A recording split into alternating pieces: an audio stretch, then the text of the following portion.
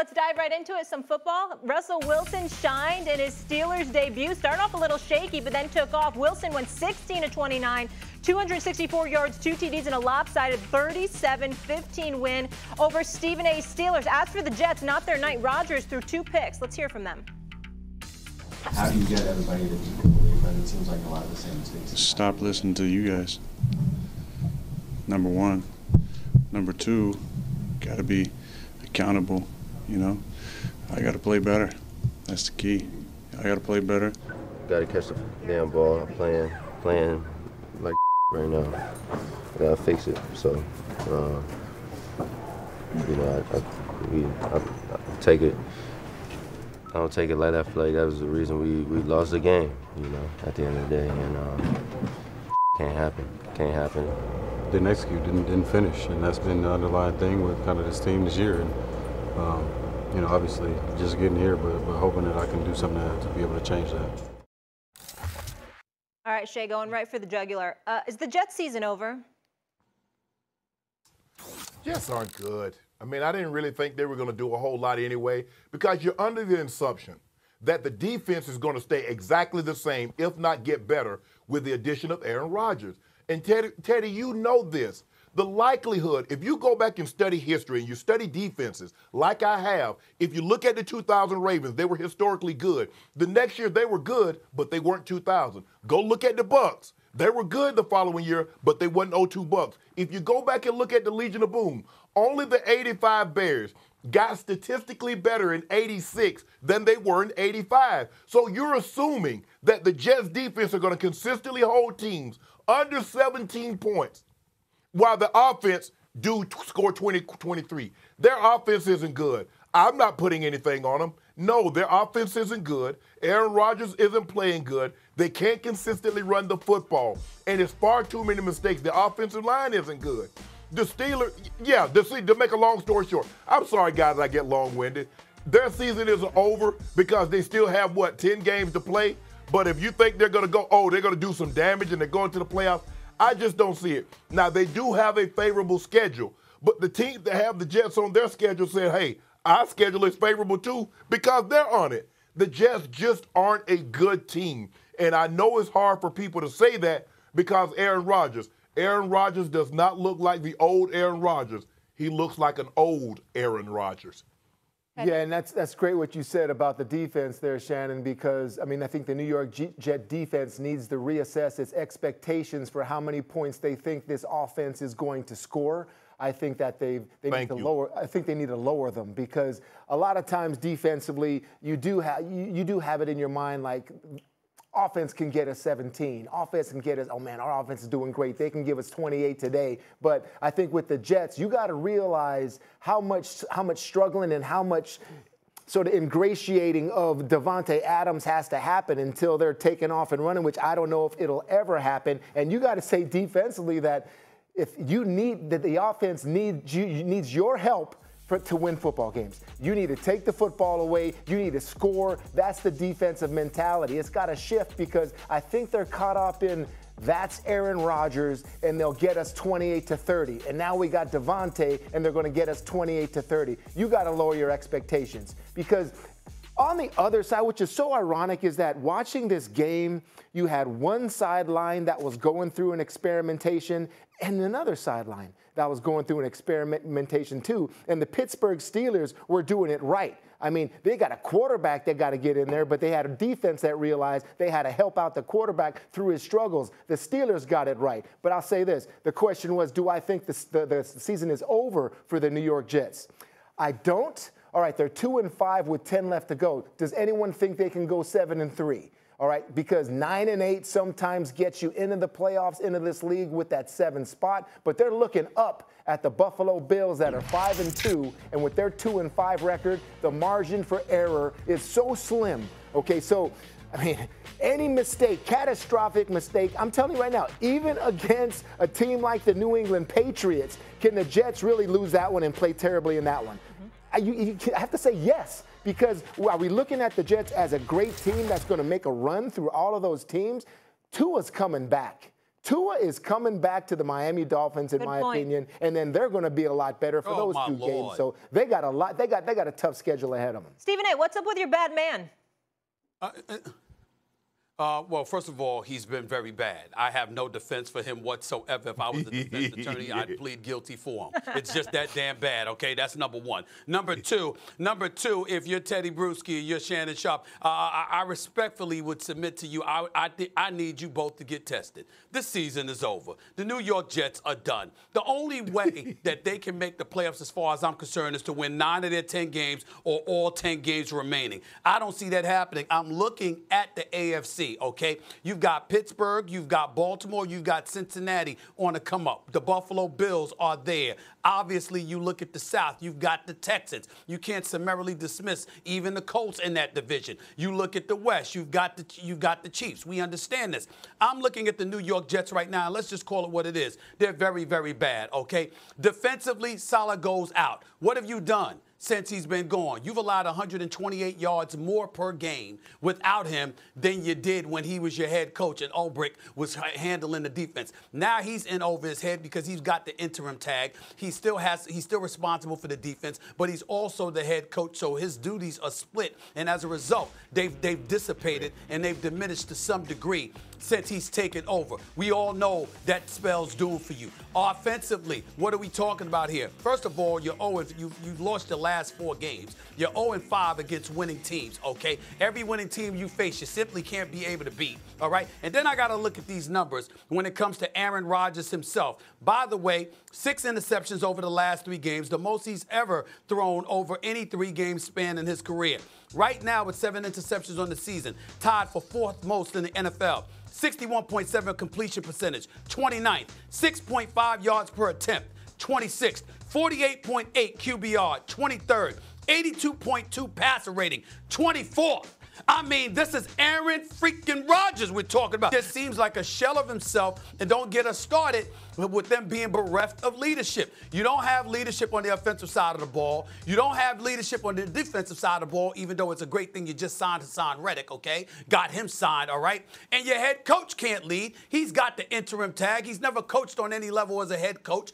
Everywhere you look, they got problems. And I'm supposed to believe that this team is going to win 9 of their next 10 or 10 straight in order to get the playoffs? I can't see it, fellas. I just can't see it. Shay, I mean, they're making all the moves, so no excuses.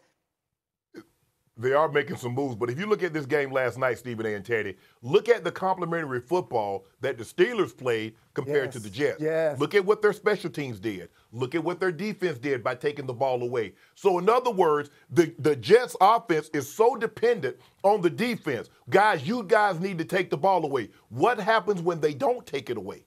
Okay, what happens when the guy can't run a punt back or put the Jets offense on a short field? When they have to drive the football, more times than not, the drives end in punts. And so they can't play complementary football. They're so dependent. They came in, Aaron is our savior. No matter how bad we play, Aaron can overcome that. And there was in years past when defensively they were very bad in Green Bay. And Aaron can play so great he could overcome it. Where he's 40, coming off a serious injury. And he's not the same Aaron Rodgers, and that's okay. That's okay. That's not okay for the Jets because they were expecting to get the Aaron Rodgers of 4 or 5 years ago, and he's not close to that because he's not very familiar with these receivers. They get Devontae Adams, and it's going to take a week or two for he and Devontae because they've been away for 2 years. But it's going to take a while for them to get back on the same page. Yes, Stephen, and when you look at that schedule, there are some games that they can win. But I'm not convinced, and I see they had 74%, their favorite 65, 68, 58, whatever the case may be. But could they lose? Just like they can win 6, 7 of those games, they could also lose 6 or 7 of those games. I don't have a whole lot of confidence in them. I just understand how the NFL is. A team can get hot, but I've seen nothing to make me to convince me that the Jets are that team that can get hot. Yeah, how much confidence do you have in the New York Jets culture that it can dig them, all these players can dig them out of a 2-5 hole? And that's the whole thing. And it's hard to develop culture when you keep reshuffling the deck with coaches and players and reassigning positions, and that's just what the big problem is. And defensively, once again, if you got Aaron Rodgers in an offense that's struggling, it's not gonna happen when you can't even stop the run. And that's what the Jets have shown the last 2 weeks. The Pittsburgh Steelers ran the ball on them again last night, and they just couldn't stop it. Absolutely. Stephen A., I want to switch gears here to your team, the Steelers. And when folks were saying Justin Fields was the guy, you weren't sold. You still felt like Russell should get a shot. What did he prove with that performance last night? Well, first of all, Molly, I appreciate the lead-in, leading the witness and stuff like that. In this particular instance, is absolutely apropos. But I must challenge you. I mean, I think that there is video evidence of me saying this and arguing with a bunch of our pundits that were sitting there talking to me. You know, I mean, you don't change. You don't make a change. You leave Justin Fields in. What did I say? What did I say? I think I know what I said because I was there when I said it. But before I even go any further, Mr. Dan Orlovsky, one of his Dan Orlovskys, which is a boring name for a segment, by the way. This dude was arguing with me last week, Shay, was arguing with me last week, Tedy Bruschi, and then I texted him last night at midnight, and he had attitude. Could you put up the text exchange on the screen, please, so everybody can see it? I had to put him up there. I texted him last night regarding my Steelers as a starter. Listen, you were saying something. You got one right in 3 years. Relax. Wow. Never come at me like that. Dan Orlovsky was very sensitive. He was very hostile and assertive towards me. That's being assertive if you're Dan Orlovsky. That's usually not like him, guys. That's usually not like him. But when you're so flagrantly wrong, you understand? Sometimes it hits you. It pitches you a little bit harder than you would like. And by the way, I texted him at midnight because I knew he likes to get to bed early. You understand? He likes to go to sleep early. You understand? Because he's an early bird. He responded, He's though. that corny kind of dude. He ain't a late night. He don't have late night in him. That's why he reacted that way, because he knew I ruined his night, because I was like, yo, you was talking, and what happens? Russell Wilson goes out there and balls out 264 yards passing, 2 touchdowns, 1 touchdown run. We got it that it was helped by Aaron Rodgers and a couple of interceptions. Garrett Wilson dropping that ball right in his chest. I got that part. But here's the thing. Did y'all know, Tedy and Shay, that Russell Wilson has thrown a touchdown in the last 20 games that he has played? It's the longest active streak in the National Football League. Did you know? Did you know? Did you know? Because this is the same dude that had 26 touchdowns and 80 interceptions. I know he was god-awful his first year in Denver with Nathaniel Hackett as his head coach, and he let his ego get the better of him because he showed up in the Mile High City with Sierra and thought he had the town in the palm of his hands, that he had to go out there and play football and didn't do it that well. But last year, he was actually doing well. Had a 5-game winning streak, but Sean Payton and them turned against him because they didn't want to pay him that $39 million. So I said, yo, I don't care what you're seeing from Justin Fields. It's not that great where you could look at him and say he's automatically your starting quarterback. Not to forget the fact that Mike Tomlin thought that Russell Wilson was going to be his starter until he sustained the injury. And then Justin Fields was inserted in there. So it was never a surprise that Russell Wilson was going to get his shot to show what he was as in a Steelers uniform. I was just surprised that everybody was so resistant to it, acting like Justin Fields was the second coming of Dan Marino. That's not what we saw. And Russell Wilson reminded us of that last night by doing what he did.